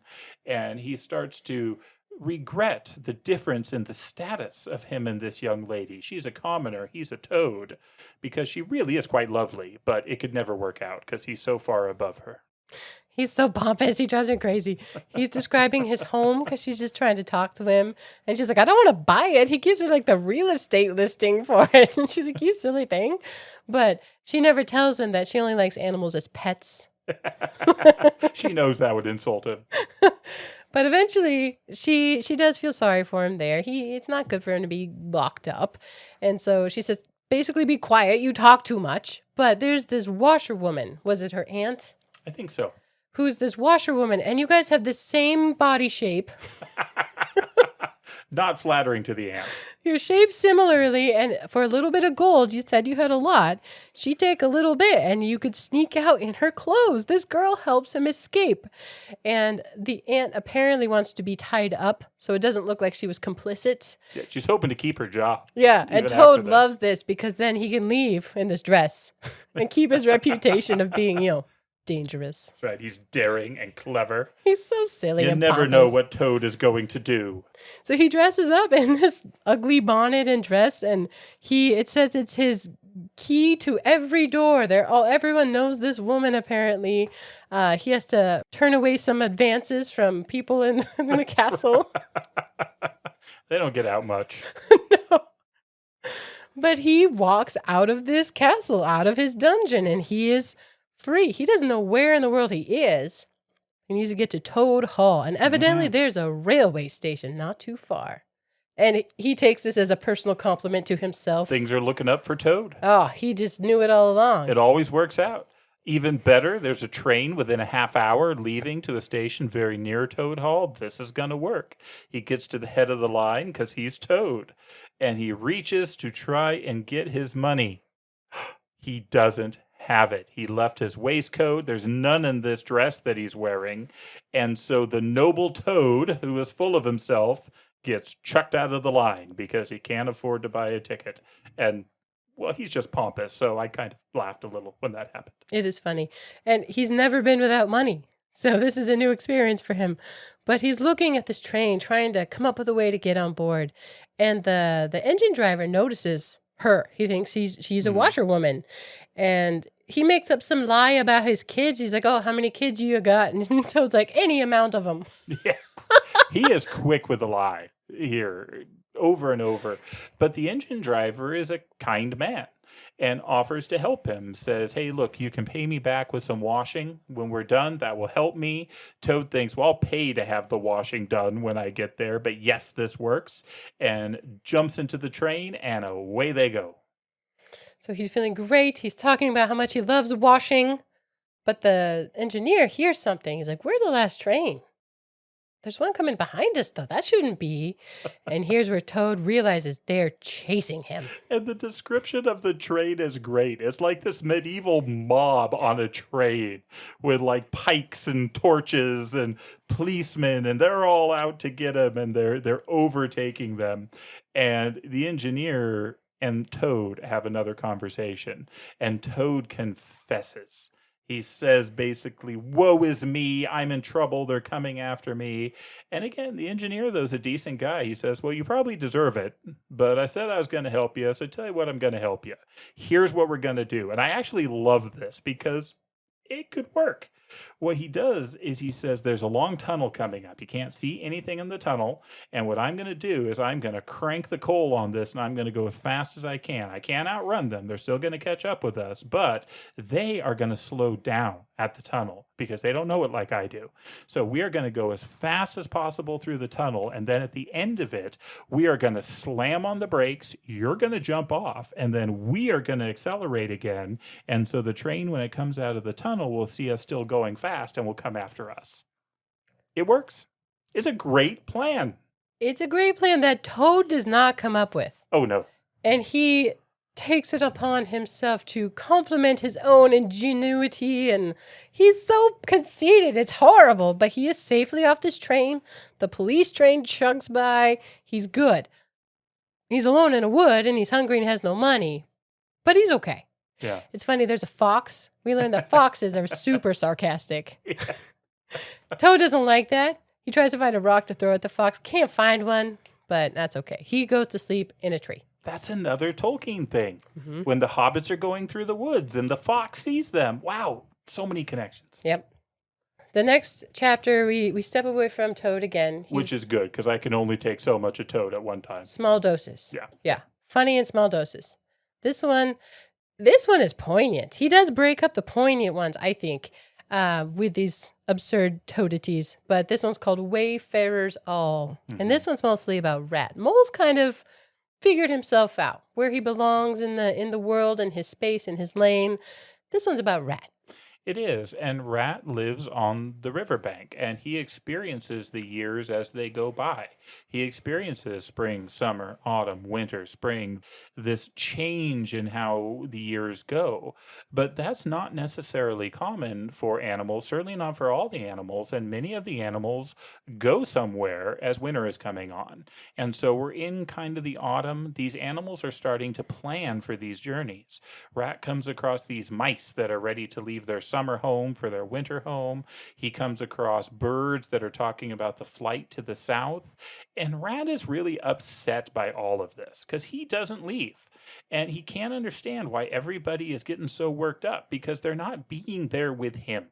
They can't enjoy their time now. They're so focused on something else. And he's not a part of any of that. And it really bothers him. Yeah, there's a parallel to the idea of a hotel that's super busy in the summer and everybody's there. It's the place to be. But then it empties out as the season changes.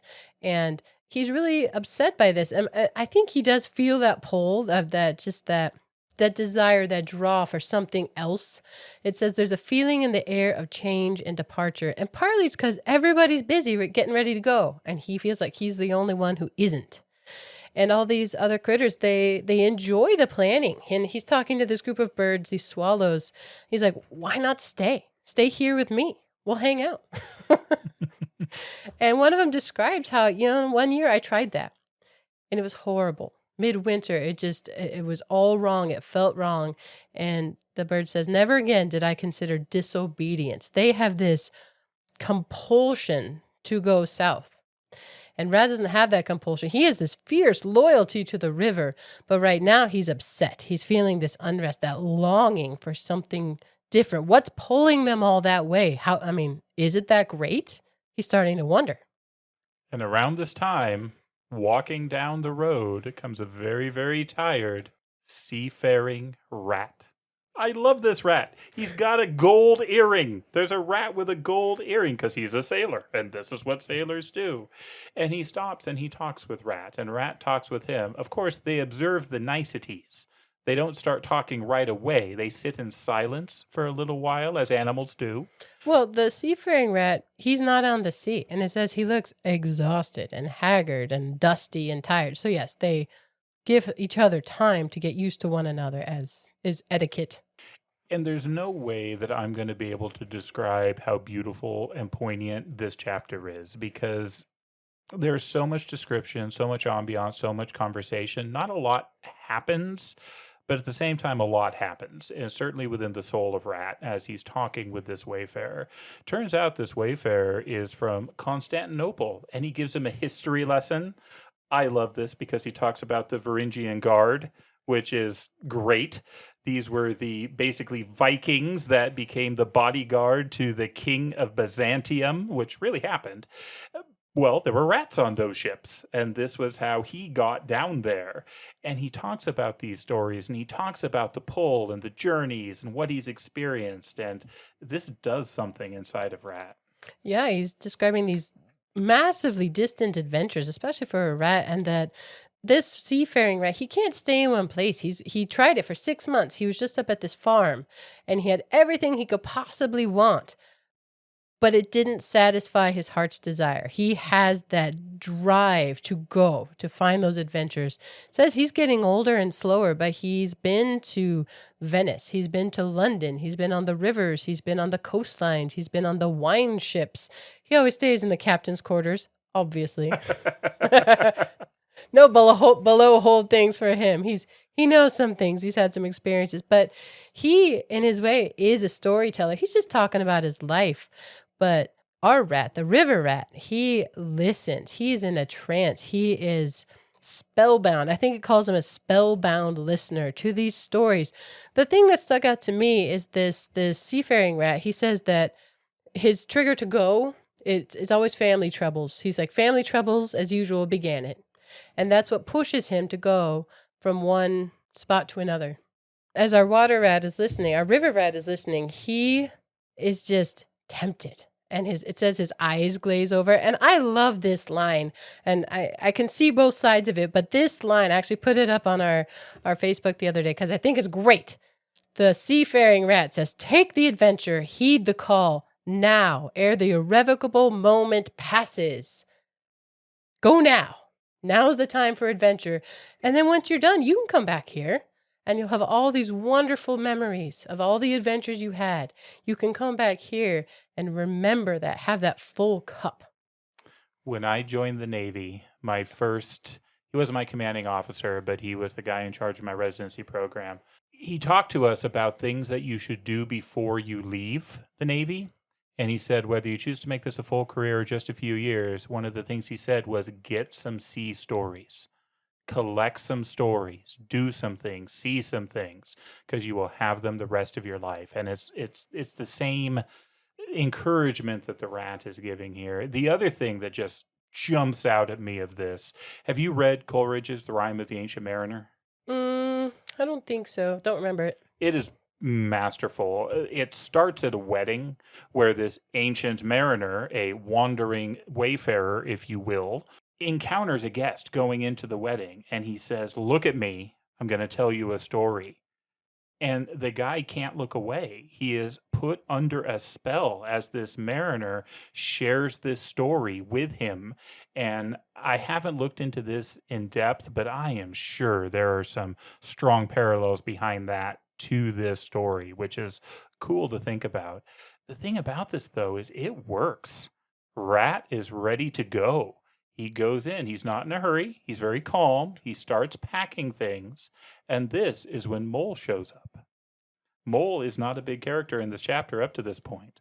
But Mole asks him, hey, what are you doing? Rat says, I'm leaving. And Mole tackles him. I love it. He literally tackles him.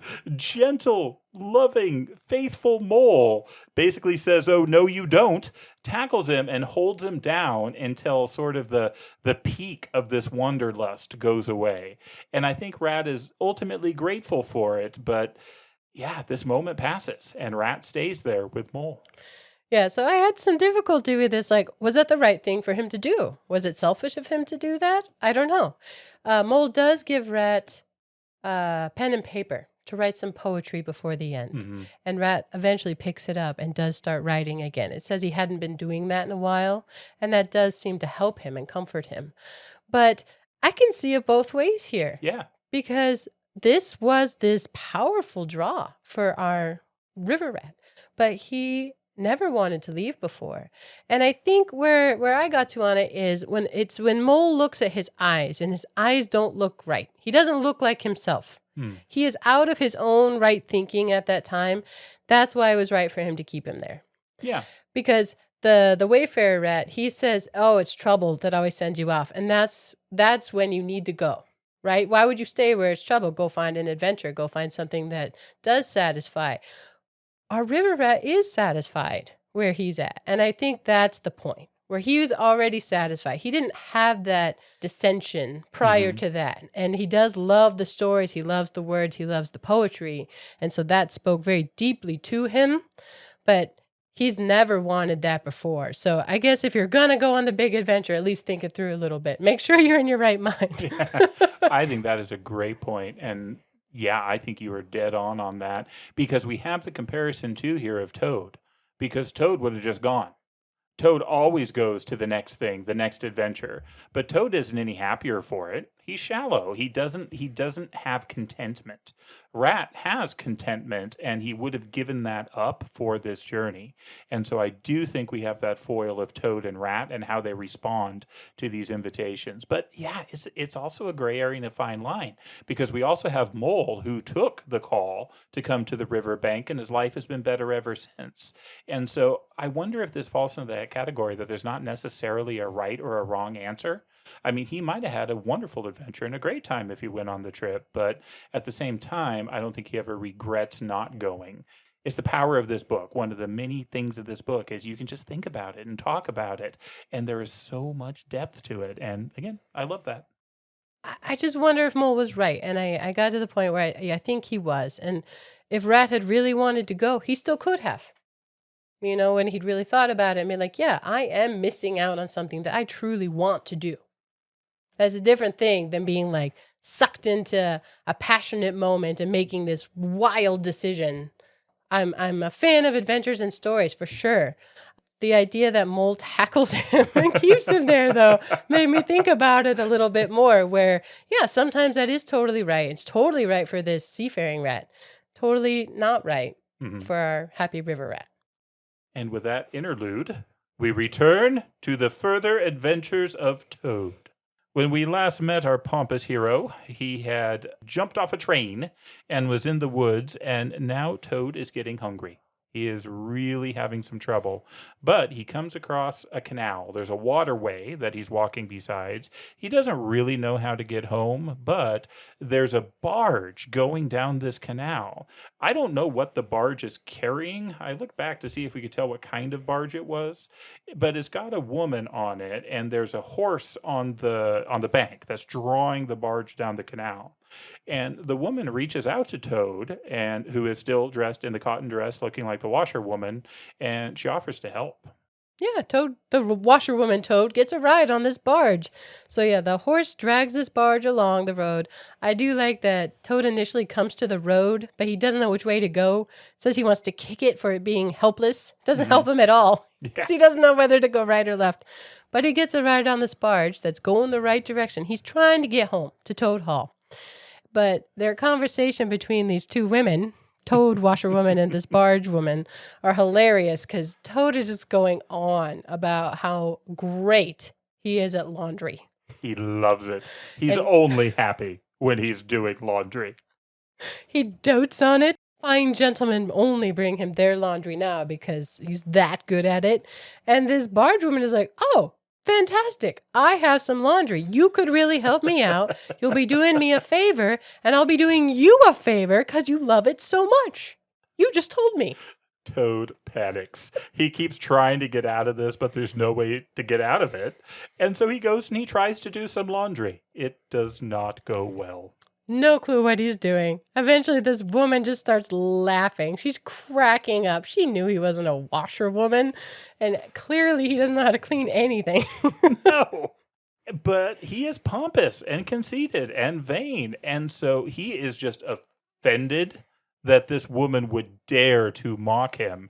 And so he starts insulting her. I mean, talk about biting the hand that feeds you. He's been given this gift, this aid, this help, and he starts just ripping into her. Well, she's not having any of that, and she's much stronger than he is, and she grabs him, swirls him around, and throws him into the water, which is awesome. It was the right thing for her to do.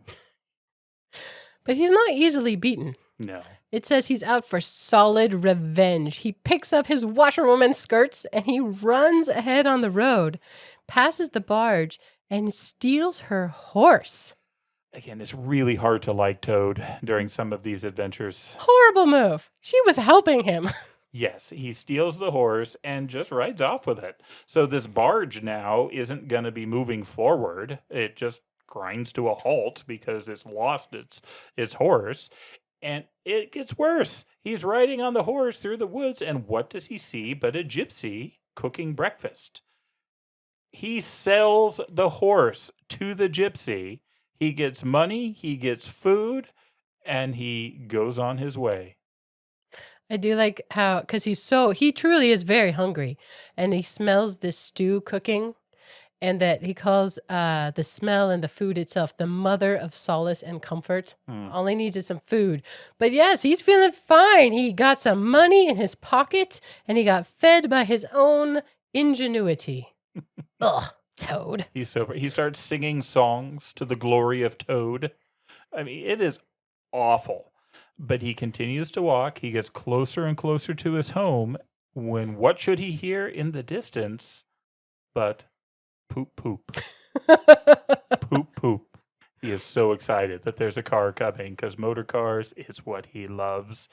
But then he is shocked because the car that's coming is the very car that he stole. And he collapses on the ground in fright and frustration and fear. He thinks he's going back to jail. The same people are there. They're going to recognize him. They stop to help this poor woman who just collapsed on the road, this ugly old lady. They're so kind. All these kind people are helping Toad. And he's awful. Sorry. Keep going. And he's always incremental. He's like, oh, actually, because he loves cars, I think I'd feel better with the fresh air up front. Could I sit up front? And they're kind, and they let him. And then somehow he convinces them to let him drive. I'd be interested in giving that a whirl. They think it's hilarious. They teach her how to drive. They explain it. He's patient and nods.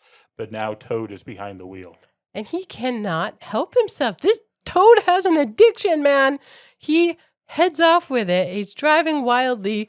The guy in the car tries to stop him. He crashes this car. He wrecks this car, the one he already went to prison for stealing. He throws it into a puddle like a duck pond or something. I mean, it's terrible. These people that were helping him. But he is so proud of himself because as it goes in the puddle, he flies off, manages to get away from him. And so Toad, with his own valor, has escaped the kind people that were trying to help him.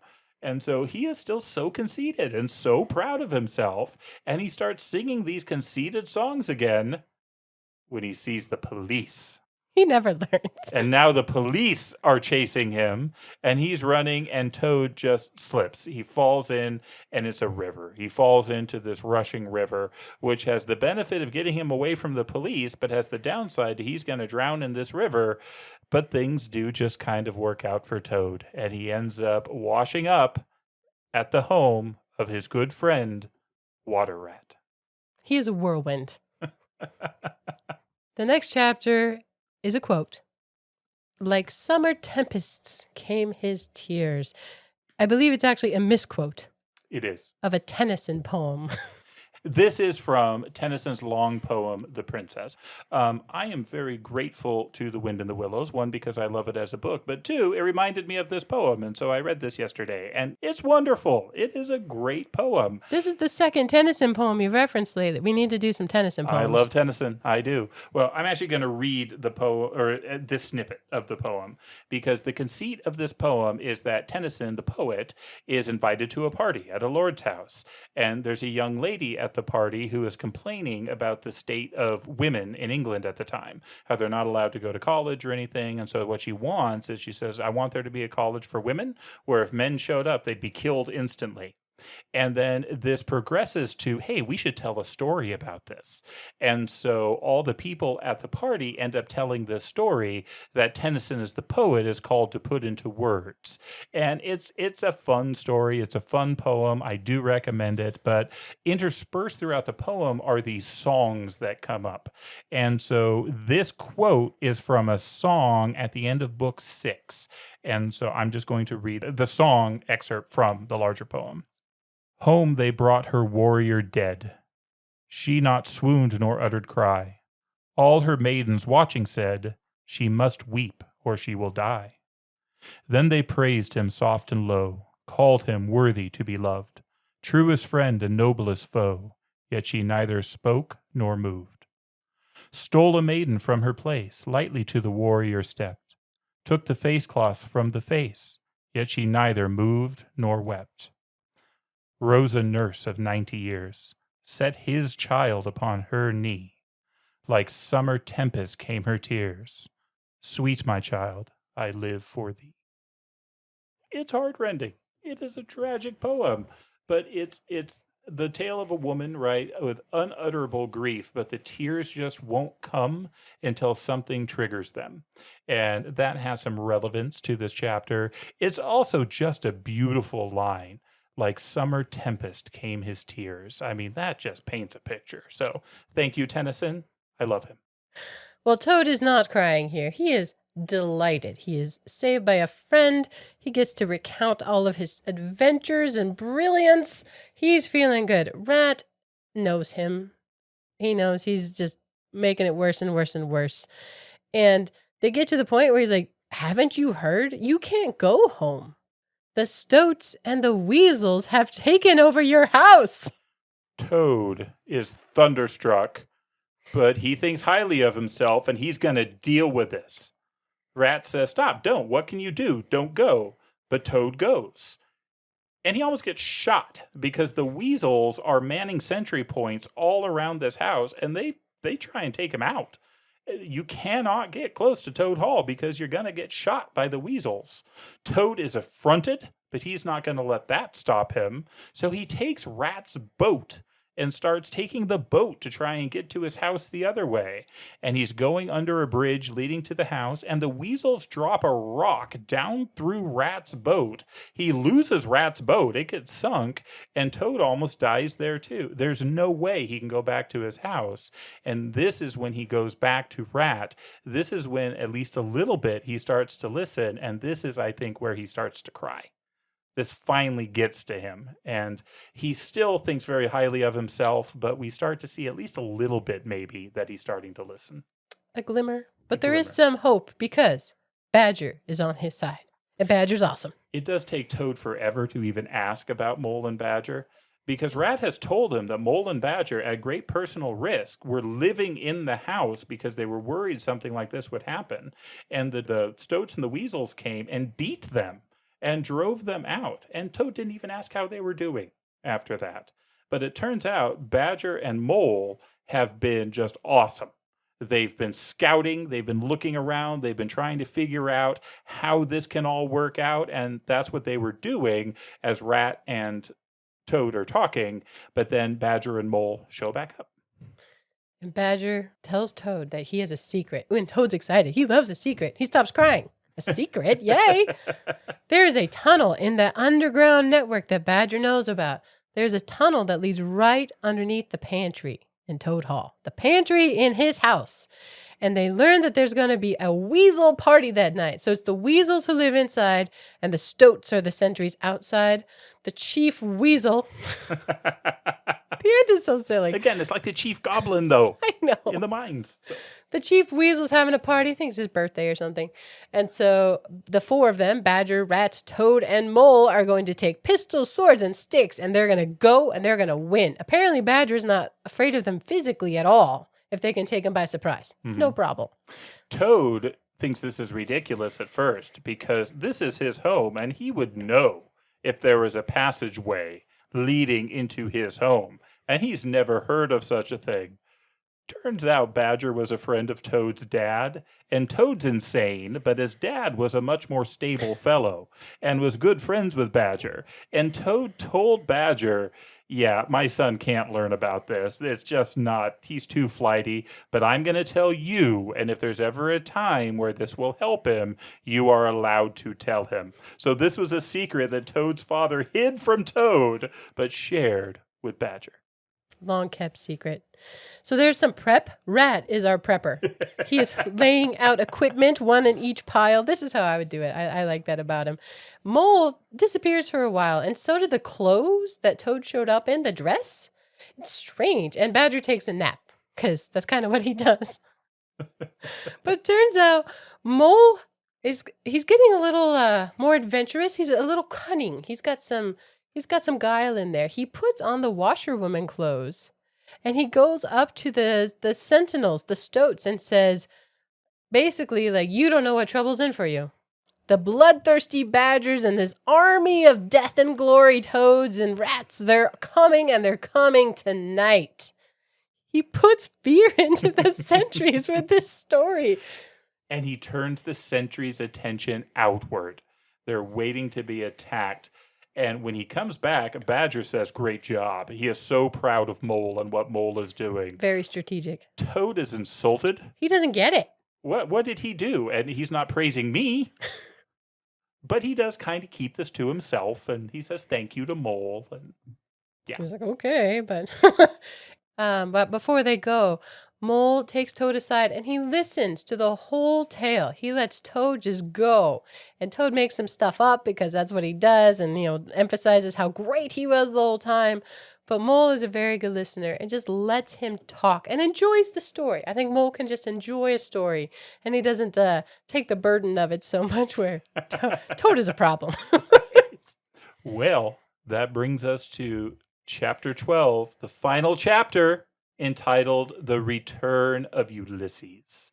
And I love this reference. Ulysses is, of course, Odysseus from the Odyssey. Ulysses is the Latin form. Odysseus is the Greek. This is the trickster, the wayfarer, the man that has been away from home for so long.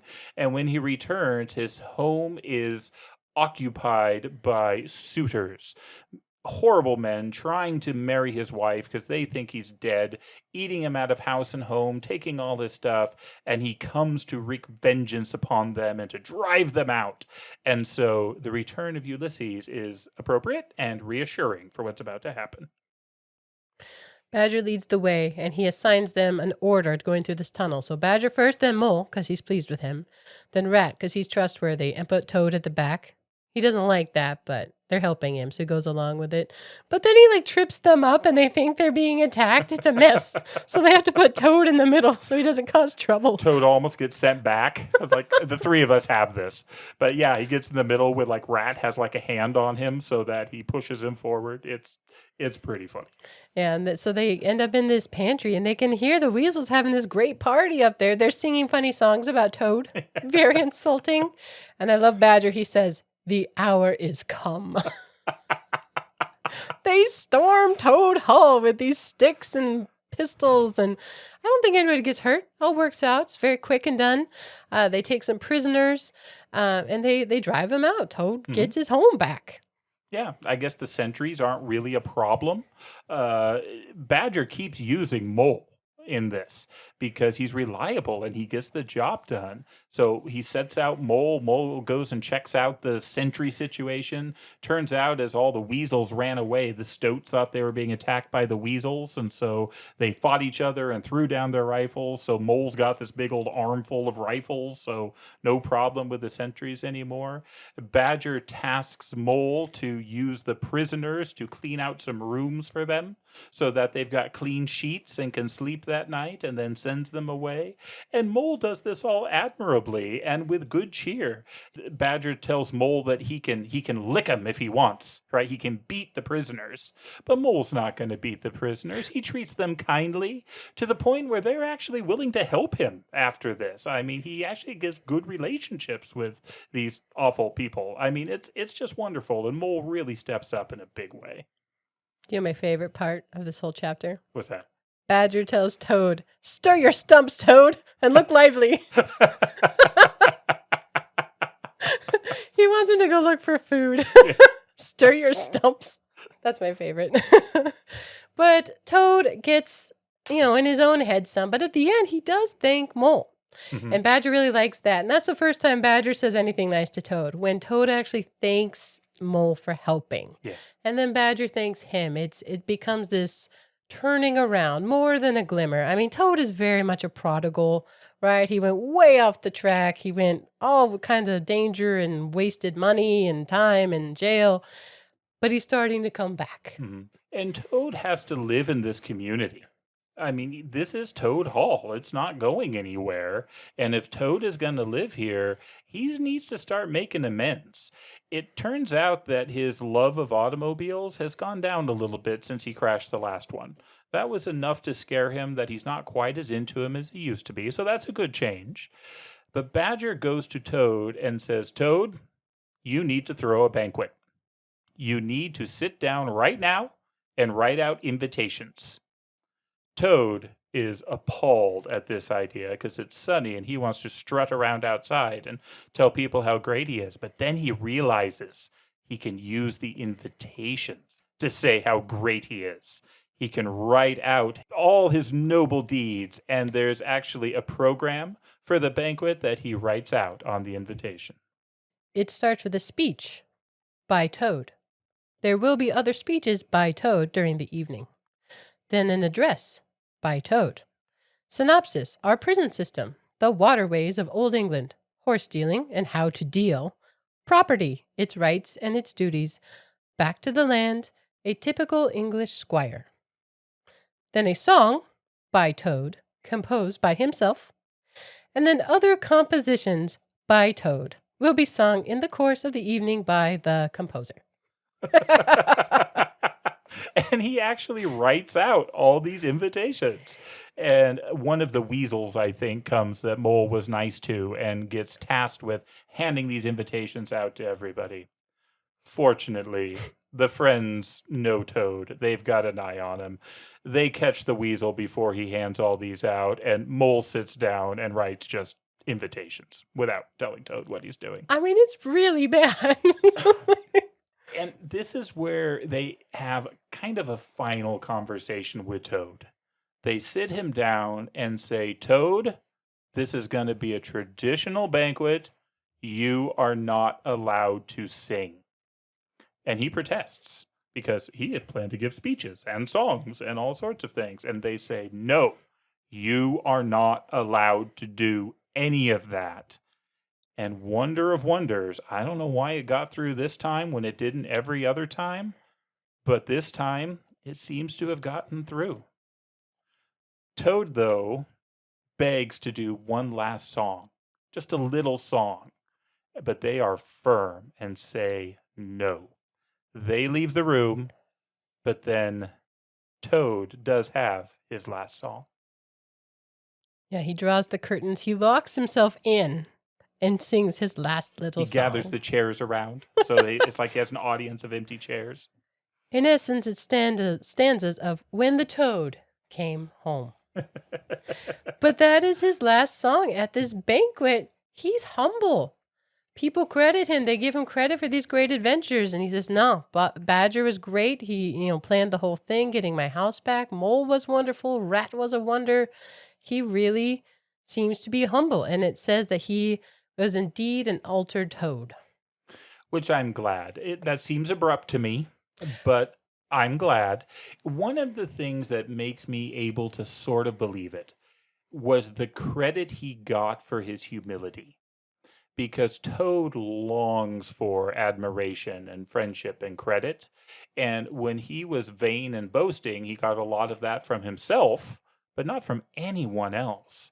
But when he starts to give that away, when he starts to demur and be humble, all of a sudden people are starting to give him admiration and some credit. And my hope is that he saw that during this banquet, and that did change him and did reform him, where all of a sudden he cared more about what other people were saying to him and about him than what he was saying about himself.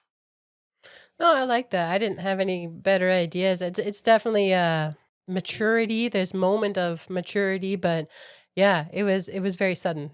Yeah. He is the drama, but happy ending. He seems to be cured of it, we hope. And that's The Wind in the Willows. It is a great book. It is comforting and cozy and warm. One of C.S. Lewis's, boy, I'm talking about Lewis a lot this episode, but he wrote a book called The Four Loves, which is wonderful. He talks about 4 Greek words for love and the different aspects they have. And the 4 words are storge, which is kind of affection, right? The home sweet home thing. Philean, which is friendship. So it's where words like Philadelphia come from and things like that. Eros, which is romantic love. And then agape, or godly love, right? Perfect love. And I think The Wind in the Willows is an absolute masterclass study in storge, philia, and agape. If you're looking for Eros, find another book. But those other 3 forms of love, this just demonstrates it so wonderfully. And great book, and I look forward to reading it again. Yeah, and I like that it has a humble ending. Basically, it says that they go live. All 4 of them, they go live their lives, walking, talking, living, and pretty much in contentment, doing their small things and their small adventures. And I like that there's not this huge wrap up. There's not this big thing. They do have their stories, and they get some local reputation after the adventures at Toad Hall, but it is a small ending. Mm-hmm. The end. The end.